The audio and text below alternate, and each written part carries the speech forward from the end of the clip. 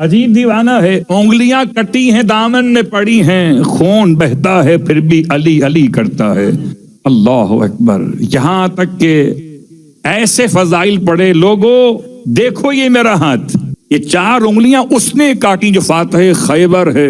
اللہ اکبر، جو قاتل مرحب و انتر ہے، فاطمہ کا شوہر ہے، حسنین کا پدر ہے، مصطفیٰ کا برادر۔ فضائل پڑھ رہا ہے، یہ نہیں کہتا ارے مولا نے انگلی کاٹ دیا، اب مولا اپنوں کو بھی نہیں چھوڑتے، کیسے مولا ہیں یہ؟ کوئی اپنوں کو ڈسکاؤنٹ دینا چاہیے تھا نا۔ انگلیاں ریل میں کاٹی تھیں کیونکہ علی ریل ہیں، جب انگلیاں کٹ گئیں، اس نے فضائل پڑھے، خون بہت بہ گیا تو کمزوری سے گر پڑا۔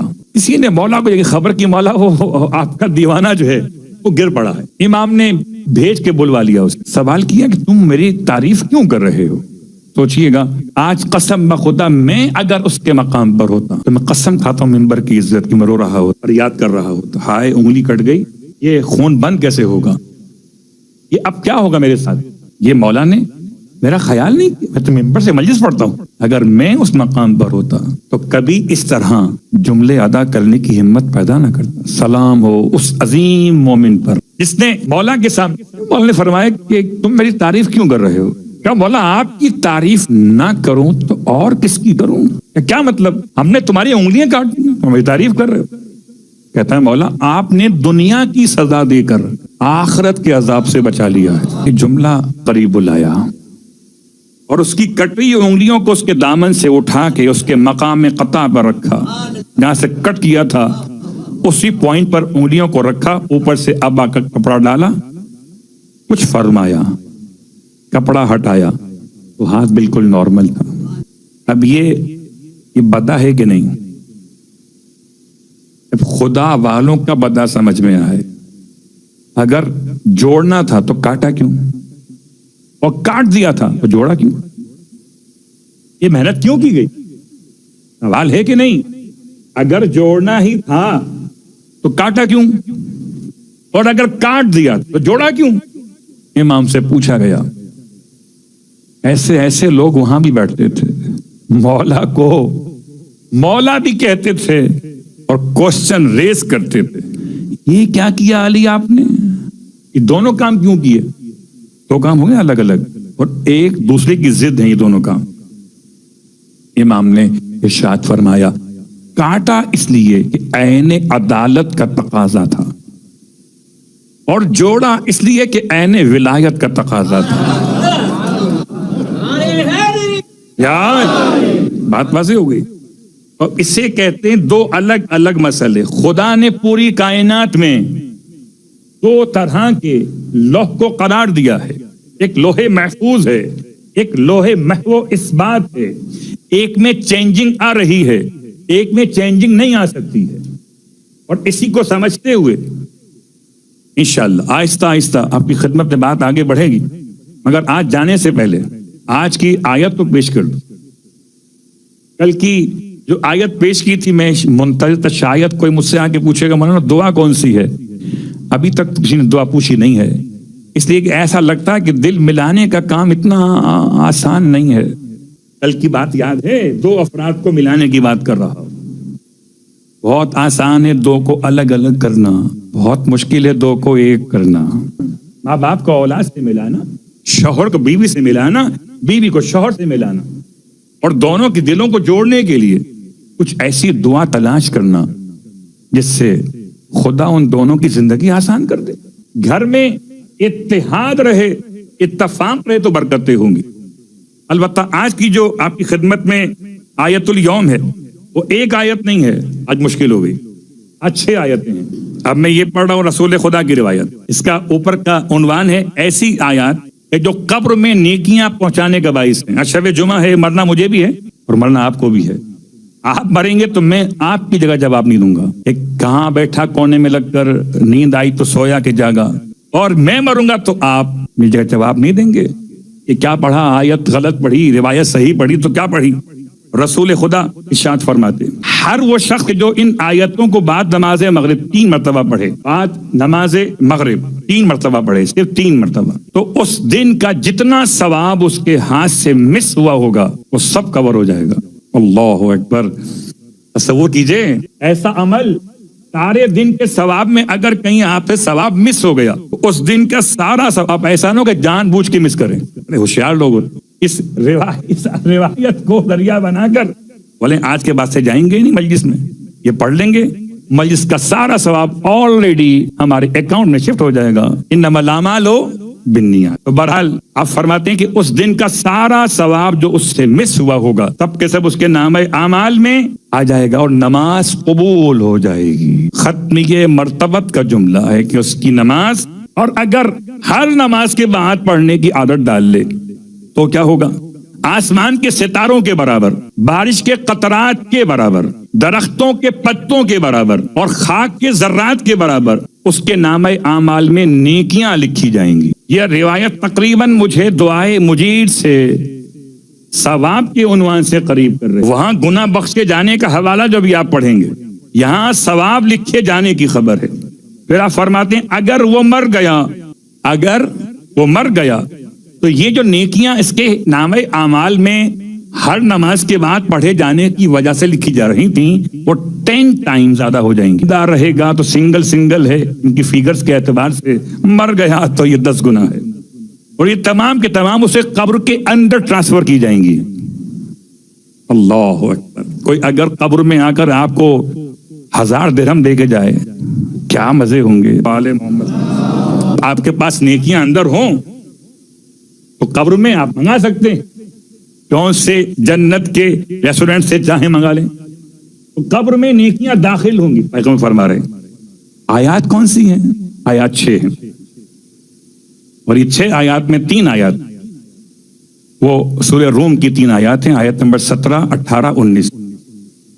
فسبحان اللہ حین تمسون ایک جملہ، وحین تصبحون، اللہ کی پاکیزگی ہے جب تم شام کرتے ہو اور جب تم صبح کرتے ہو. وَلَهُ الْحَمْدُ فِي السَّمَاوَاتِ وَالْأَرْضِ، اللہ کے لیے تعریفیں ہیں آسمانوں میں اور زمین کے اندر. وَعَشِيًّا، اور رات کے وقت میں. وَحِينَ تُظْهِرُونَ، اور جب تم زوال کا وقت حاصل کرتے ہو یا ظاہر کرتے ہو. یخرج الحی من المیت، خدا وہ ہے جو حی کو نکالتا ہے میت سے، اور یخرج المیت من الحی، اور میت کو نکالتا ہے حی سے. ویحیی الارض بعد موتها، اور وہی ہے جو زمین کو زندہ کرتا ہے اس کی موت کے بعد. وکذالک تخرجون، اور وہ اسی طرح تمہیں بھی زمین سے اٹھا کر کھڑا کرے گا. یہ 3 آیات تھیں وہ جو سورہ روم سے تھی، اور اب یہ 3 آیات جو سورہ صافات سے ہیں. آیت نمبر 180، 181، 182، اور چھوٹی چھوٹی ہیں، گھبرائیے نہیں. سبحان ربک رب العزت عما یصفون وسلام علی المرسلین والحمد للہ رب. یہ 6 آیتیں پڑھیے، پیغمبر کی بات پر یقین ہو ضرور پڑھیے، اور یہ 6 آیتوں سے فائدہ حاصل کیجیے. مغرب کے بعد پڑھیں تو موضوع الگ ہے، ہر نماز کے بعد پڑھیں تو موضوع الگ ہے، زندہ رہیں تو ثواب الگ ہے، مر جائیں تو ثواب الگ ہے. اور مرنا بھی کیا مرنا ہے، نہ جانے دے گی نجف شومی قسمت، ملیں گے قبر میں مولا سلام کر لیں. ایسی موت ہو کہ جہاں زیارت مولائے کائنات کا عنوان ہو. تو شب جمعہ بھی ہے اور آپ کی خدمت میں مصائب کا عنوان بھی. دل چاہتا ہے کہ آج وہ مصائب پیش کیے جائیں. جب قبر کی بات آئی ہے تو ہر انسان کی قبر اس کے قد کے لحاظ سے ہوتی ہے. خدا آپ کو نصیب کرے تمام مقدس مقامات کی زیارت. اگر آپ جائیے حضرت حابیل کی قبر پر تو حضرت حابیل کی قبر یہ لمبی قبر ہے، پورے ہال میں ایک بہت لمبی سی قبر لگتی ہی نہیں ہے، تو وال لگتی پوری ہے. کیوں کہ حابیل کا جتنا قد تھا اتنی بڑی قبر ہے. بات واضح ہو رہی ہے. کبھی ایسا ہو جاتا ہے کہ قد بہت چھوٹا ہو، قبر بڑی ہوتی ہے. حضرت محسن الشہید السقط، جبل جوشن کے نام سے ایک پہاڑ ہے حلب کے علاقے میں. آپ جو گئے ہوں گے وہ میرے الفاظ سے پہنچ جائیں گے. وہ پہاڑ کے اوپر ایک زیارت گاہ ہے چھوٹے سے بچے کی، مگر قبر پوری اتنی بڑی قبر ہے. کیا مطلب ہے چونکہ احترام اہل بیت میں جگہ مشخص نہ کر پائے، اتنا چھوٹا سا وجود، یہاں دفن ہے، یہاں دفن ہے، یہاں دفن، یا بہتا ہوا خون اس کا یہاں تک گیا، یہاں تک گیا، پورے ایریے کو قبر کا نام دے۔ تو کبھی جتنا بڑا قد تھا اتنی بڑی قبر ہے، اور کبھی جتنا چھوٹا قد تھا اس سے بہت بڑی قبر ہے۔ ایسا بہت کم ہوا کہ قد بڑا ہو اور قبر چھوٹی ہو۔ میں نے کچھ بھی نہیں کہا، آپ کی گریے کی آواز بتا رہی ہے کہ آپ اس منزل مسائب پر خود سے آ گئے۔ سوچئے گا کہ جب کسی کوئی پیارا شہید کیا جاتا ہے، کسی ماں کا بیٹا شہید کیا جائے اور ماں کو اس کی قبر پہ جانے کا موقع ملے تو ماں بیٹے کی قبر سے لپٹ جائے گی، لیکن ماں کے لیے قیامت ہوگی نا اگر ماں دیکھے کہ بیٹا تو بڑا قد کا تھا اور قبر بڑی چھوٹی۔ آج سارے عزادار جاتے ہیں کربلا معلیٰ۔ کربلا معلیٰ میں ہمارا اور آپ کا جانا اور انداز کا ہے، ہم جاتے بھی ہیں اور روتے فریاد بھی کرتے ہیں، مگر ہمارے سامنے زری ہوتی ہے، قبر نہیں ہوتی، اور زری بڑی ہے، اندر کا صندوق بھی بڑا ہے، لیکن نیچے سرداب میں کام چل رہا تھا۔ ایک زمانہ تھا، آج سے تقریباً یہ واقعہ 200 سال پہلے کا سمجھیے، اندر کام چل رہا تھا، اور کام کرتے کرتے اس زمانے میں کام جو ہوتا تھا وہ چونے کے ذریعے سے ہوتا تھا، اسے گچکاری کہتے تھے۔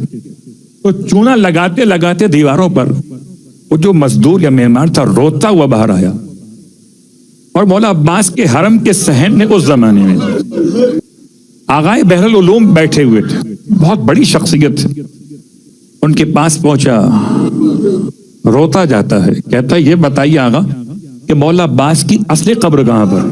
اب کوئی مولا عباس کے حرم کے سرداب سے باہر آئے اور قبر مولا عباس کا حوالہ پوچھے تو آغا بحر العلوم پریشان ہو گئے، کیا سوال کر رہے ہو؟